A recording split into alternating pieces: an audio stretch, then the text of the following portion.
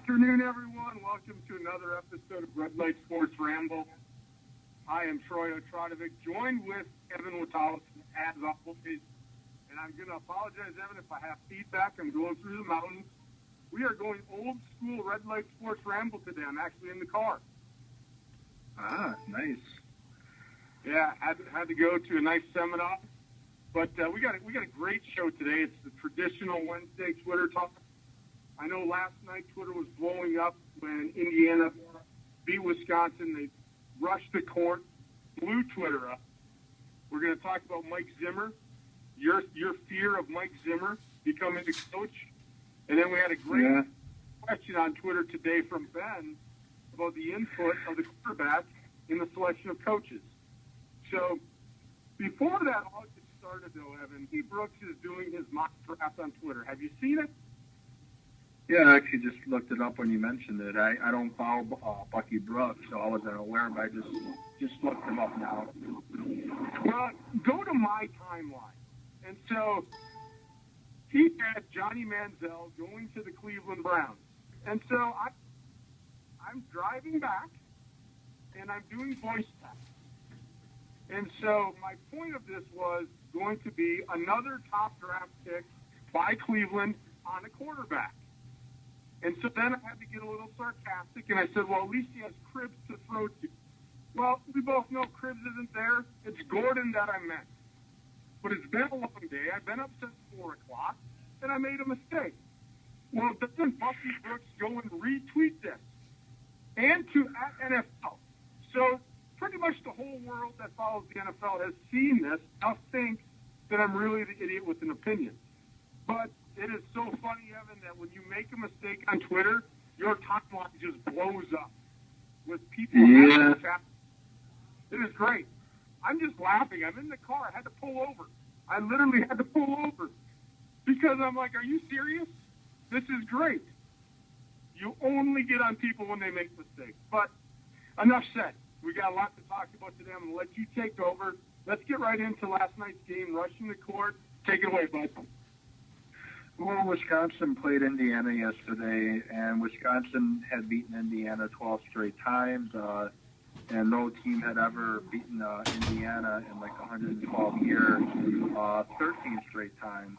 But unfortunately, Wisconsin was unable to win for the 13th straight game against Indiana, and their win streak to open up the year, 16-game winning streak, came to an end, and Wisconsin lost their first game of the season yesterday. And it blew up on Twitter because after Indiana beat the number 3rd ranked team in the country, they proceeded to rush the court in celebration. And now that brings up everybody, on one side or the other of the argument, is it okay to rush the court or not? And I just, most people were saying, it's stupid to rush the court. Why do it? But, my opinion on it is it's college kids. If they want to have some fun, let them have some fun. It's not, there's injuries every now and then, but it's not hurting anybody. And then the other way I look at it, too, that if the Wisconsin basketball program has gotten to the point that beating them warrants teams, or fans rushing the court because it's that big of a deal, especially teams like Indiana with a very rich basketball history. If Wisconsin's gotten to that point, then I take it as a sign of respect, because back in the Steve Yoder years of Wisconsin, back in the early to mid-'90s before Stu Jackson got in there, and then Stan Van Gundy for a year, then Dick Bennett, before they got in there, the Wisconsin program, quite honestly, had become a joke. And beating Wisconsin was nothing big. It's a big deal. We beat Wisconsin. But if the Wisconsin program under Bo Ryan has gotten to the point that teams rush the court when they beat Wisconsin, I take it as a sign of respect. I don't know about you, but that's the way I see it. Well, I'm on your side, Evan, and I'm going to go back. I played college athletics, and I was also a college fan. We all know I went to UW Whitewater. And I can even go back to my high school days, people rushing the soccer field. It happened. I played at a very good program, believe it or not, in Green Bay, Wisconsin. And we were always battling with our rival. And it was the biggest game. I think when you look at what happened last night, you're absolutely right. These are college kids. Let them have fun. And it goes right to your point. The Badgers have earned enough respect where we get beat by a team and the opposing team rushes the court. I'm okay with that. I have no problem whatsoever that they did that. They took care of business. We went down there. They beat us. Their fans were excited, rushed the court. I have no problem with what they did. I've been there as a player. When you get a big win, I mean, that's great. So I have no problem with what the Indiana fans did last night. Now, if it would have been a bunch of 30, 40-year-olds doing it, that might have been a little bit different. But the college kids doing it, I have no problem whatsoever with what happened last night. But I agree with you. Wisconsin basketball had been basically just dormant of the Big Ten for how long? And now we've got a program with respectability. We were number 3 in the country. That was a huge win for Indiana last night. So let it be. They stormed the court. You know what? If the table had been turned, the Badger fans probably would have done the same thing in Wisconsin had they beat Indiana. Had Indiana been ranked number, and they beat us 12 times in a row. So I have no problem, bud.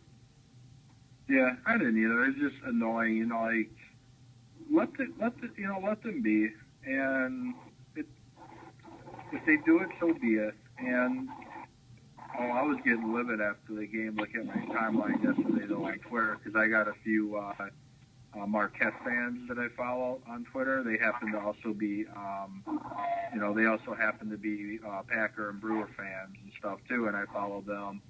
And some of them were talking about how because Wisconsin lost, that shows what on the road in the Big Ten, which is very, it doesn't matter who the team is in the Big Ten, it's very hard to win on the road.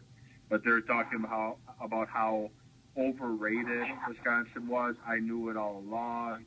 They suck. They're horrible. They're not going to do anything. Stuff like that. It's like they just won 16 straight games. They lost one game. Why are they overrated all of a sudden? They lost to an Indiana team at Indiana, where it's a tough place to play. So I ended up just getting off Twitter for the night because I just was getting tired of seeing it, to be honest. So you were getting ready to throw your phone, weren't you? Pretty close too. Pretty close. Well, I'll agree with you though, Evan. I mean, you look at Big Ten basketball, and I'm even going to talk when Wisconsin was bad. Whenever you travel in the Big Ten, it doesn't matter if whoever you're playing. You could be Penn State, Northwestern.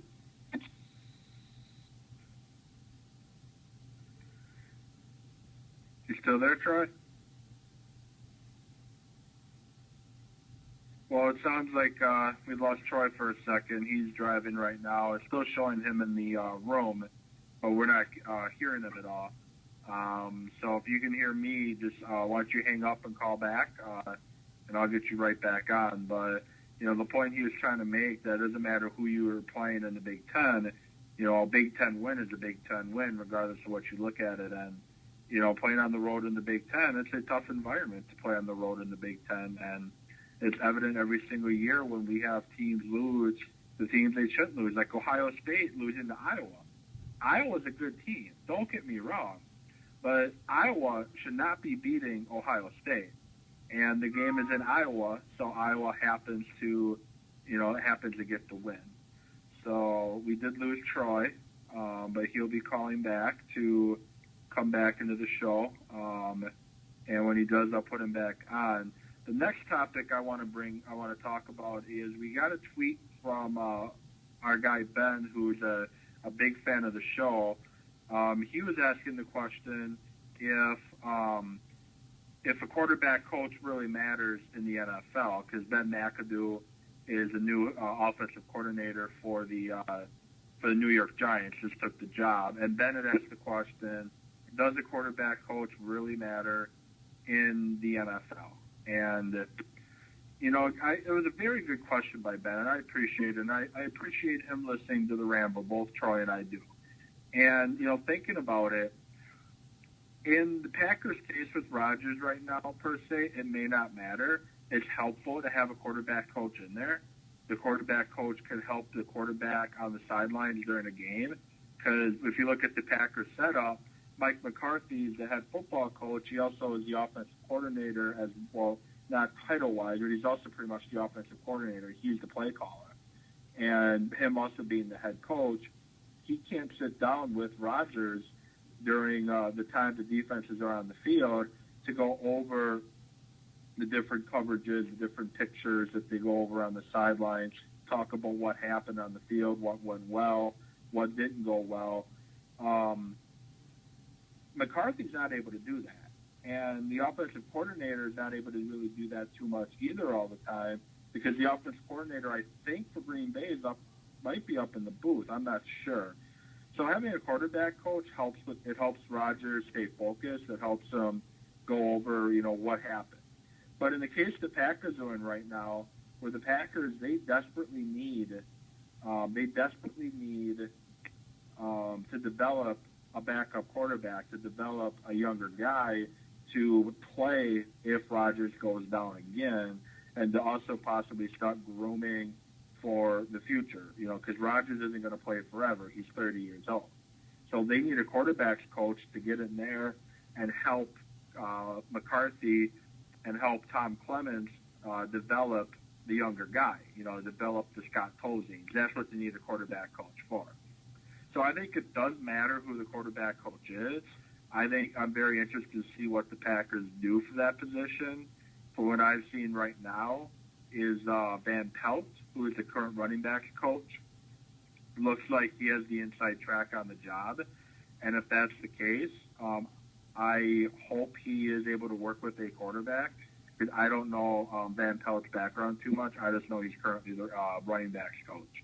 And the other name I've seen thrown around there is Edgar Bennett, who is quickly climbing people's interest list when they're starting to form coaching staffs for the work that he has done as both the wide receivers coach for Green Bay as he is currently. And before that, he was the running backs coach of Green Bay. And he's starting to build a very good reputation around the league as a coach. And the quarterback position will be the next step up before Edgar Bennett gets a coordinator position. But if Van Pelt, from what I understand, gets the quarterback coach position, then Ahman Green might get brought onto the coaching staff. So just to catch you up, Troy, I was talking about Ben's question about a quarterback coach mattering. I thought it was a very good question, and I was getting on it that I believe it does matter to maybe not so much for Aaron Rodgers per se, but to work with Rodgers on the sidelines, because the play caller is obviously the head coach, and the head coach is busy running the game, so he can't sit with Rodgers during the we just lost Troy again. So I will get Troy caught up when he comes. There's Troy again.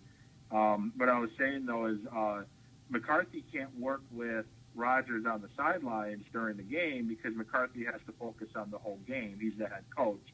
So the quarterback coach works with Aaron on the sidelines, look over the pictures that they have and talk about what's going on in the field.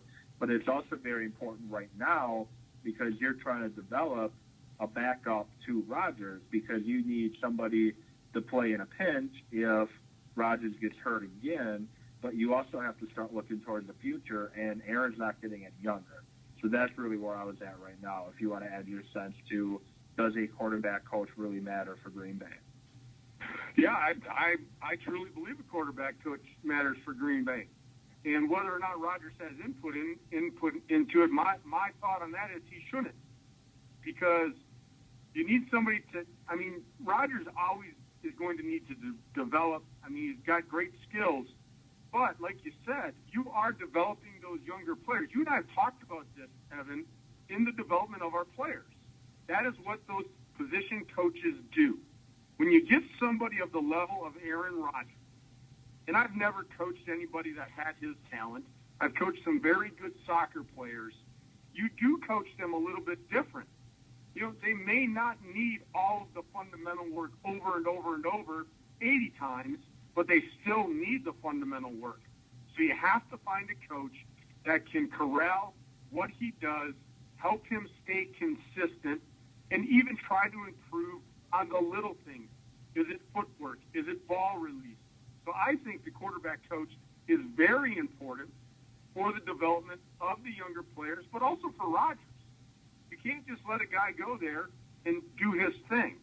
But I had heard you as I was going through the depth spot that during the game, there has to be that communication on the sideline.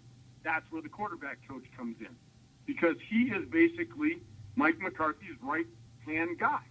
He knows the game plan. He knows what's going on. He can help Rodgers at that point with things that he's seeing from the sideline that maybe Rodgers is missing. So that's what I have to say about the coordinator. Yeah, and I think I actually, because Ben's question is the quarterback should have input in it, and I apologize, Ben, for getting the question, wrong, because that's another question I'd heard too, is does it matter? But I don't think he should have a huge say in it, but I think his opinion should be valued, because this is somebody that that he's going to have to be able to work with to help him get ready for game prep. So I think he should have somewhat of an input, but he shouldn't have final say on offensive coaches.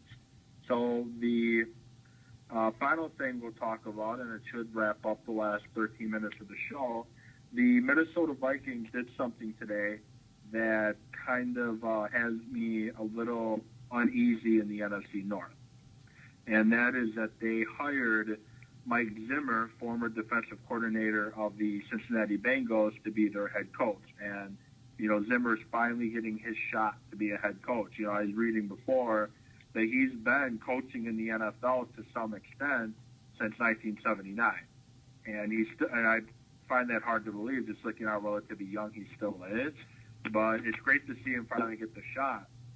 But I'm concerned that he's getting that shot now in Minnesota, because he is a very good football coach, and he has put together some very good defenses during his time.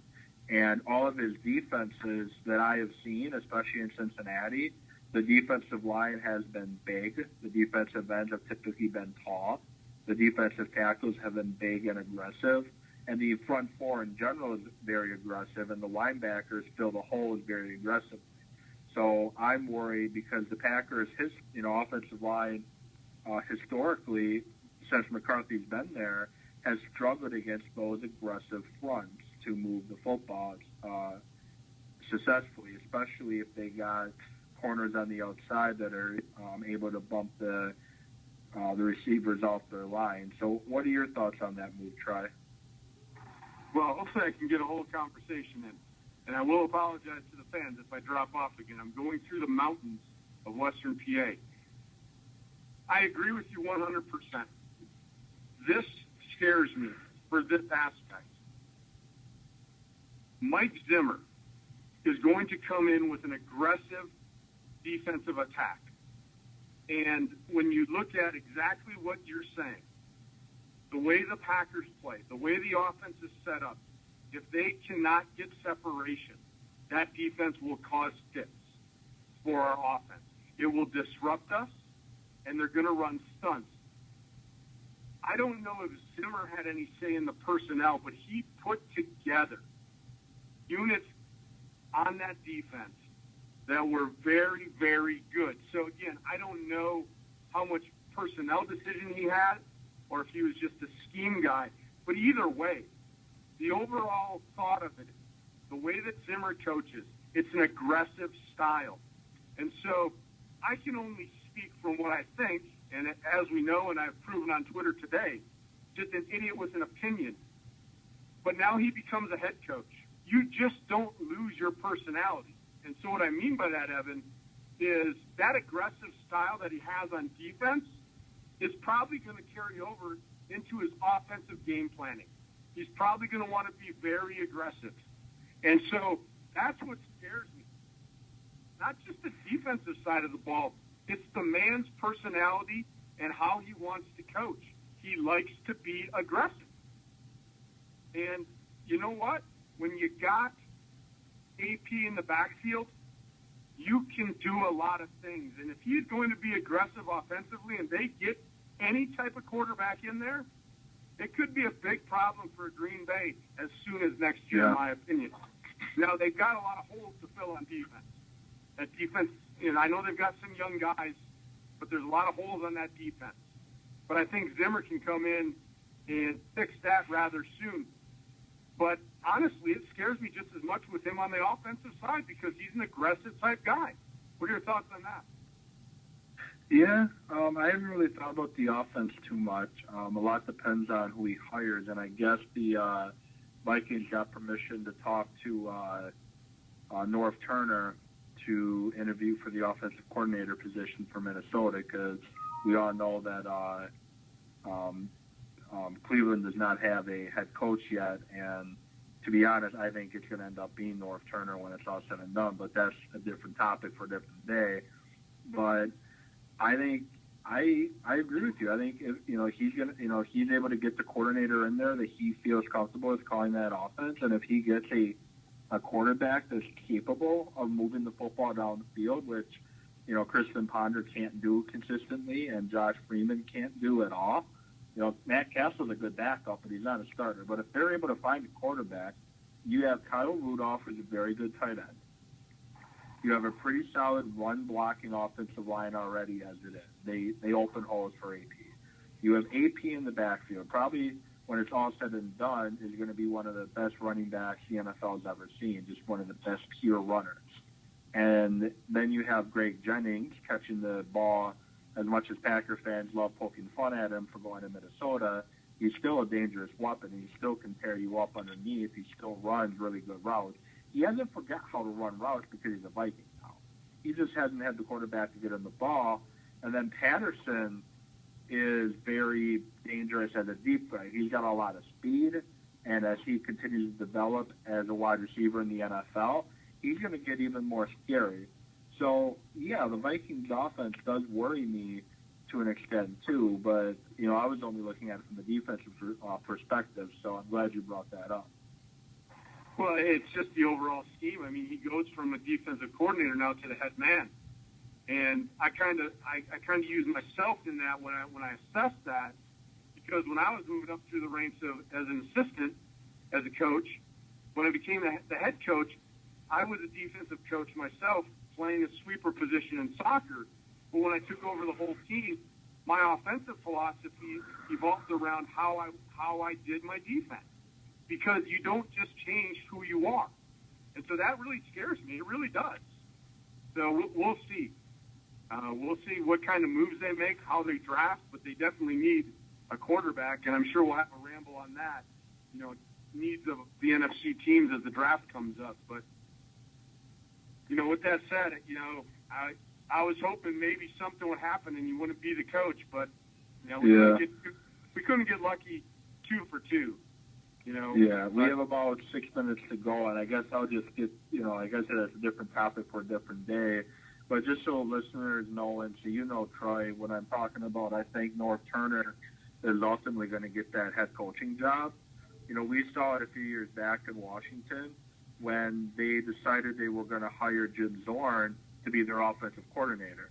So they hired Jim Zorn to be their offensive coordinator, which I think sparked domino effect that scared off any potential candidates from wanting to be the head coach. So ultimately, what do? They hire Jim Zorn to be their head coach. They promote him as the head coach, and that just becomes a complete disaster, and that's what brought Mike Shanahan in. At this point, I'm thinking with everyone that's pulling their names out of consideration for that job, Bob Stoops has done it, Josh McDaniels has done it, the defensive coordinator for Carolina, he's pulled his name out of consideration. And right now, I guess McCoy, I think his last name is, the offensive coordinator for Denver, is now the front runner for that job. But I think with the uncertainty of who's pulling the strings in Cleveland, which you and I talked about at our Saturday Ramble a few weeks back, I think ultimately it's going to come down to North Turner getting the job by default because no one else is going to want it. So that's what I meant by a different topic for a different day. Yeah, it's a different topic for a different day. We do have a couple minutes left, but I'll just put my 2 cents worth in on that again. And I'll go back to my idiot move on Twitter before by typing in the wrong name, right? Cleveland now has to use another draft pick on a quarterback. And they got rid of their coach after 1 year. They've got who was the quarterback guy. But, my whole thing is, if you're a coach, why do you want to go there? I mean, I don't understand why that job would even be enticing for you, even if you want to be a head coach. It's almost like walking on eggshells. Because I like Judd. I thought he did some good things there, and he didn't get enough time, in my opinion.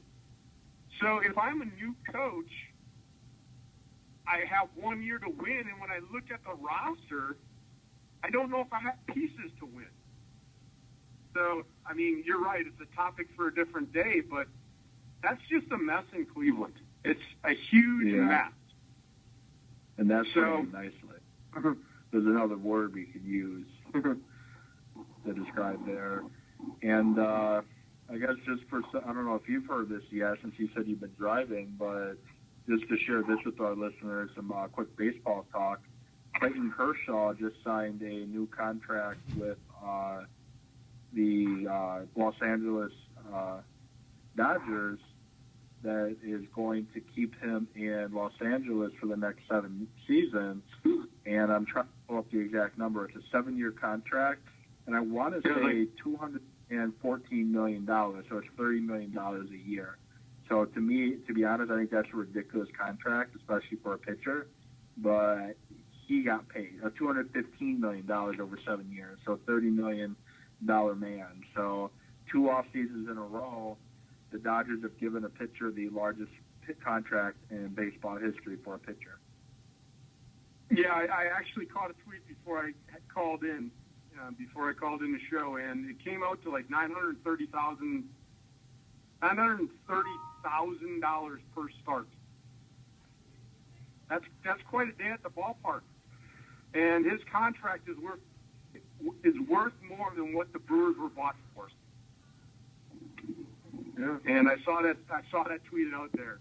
I can't remember who had tweeted it out. I'd have to go look. But isn't that amazing? It is just insane that type of money is being thrown out there right now.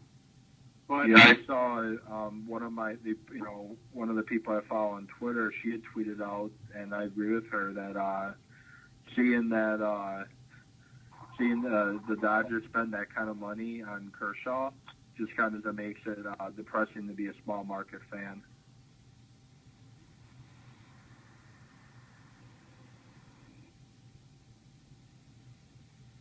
So are you still there, Troy? Yeah, I'm there. I went kind of through a dead spot, so at least it's a good time. We have about 90 seconds to go. Yeah, well, we'll just recap. The ladies being helpful today instead of being a you-know-what, especially with the B and what rhymes with which. Yeah. And then we have about a minute to go. Me going through the dead areas. But, again, just to recap a little bit, Mike Zimmer to Minnesota, it scares both of us. Storming the court, we're both okay with it. Let them be college kids. Let them have fun. Wisconsin Badger basketball is back. And, they're in the top tier. They'll be in the top 10. They're a top 10 team right now.